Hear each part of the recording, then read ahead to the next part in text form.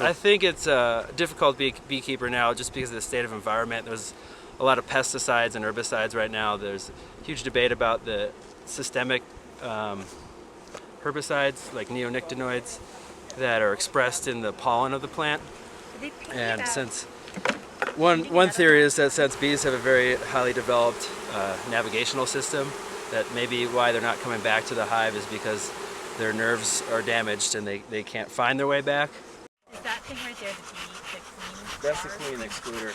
So you can see what happened is that the bees left an entire frame of honey in their hive, which never happens unless there's a fire or something.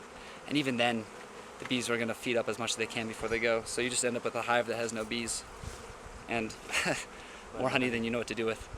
It's pretty brutal. Looking easy. So we're going to check to see if the queen's alive here. She's in this little cage.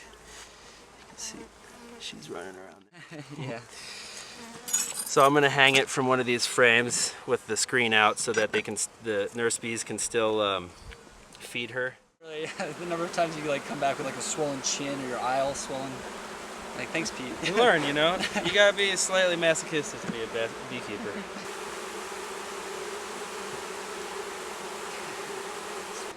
The amount of spraying that happens, different herbicides, different pesticides mixed together like prescription drugs might, and have negative reactions and cause it so that it's harder to keep bees alive, it's harder to produce honey, and it's harder to, keep them through the winter. They produce wax, second they tend to the eggs and the brood, and then lastly they go out foraging.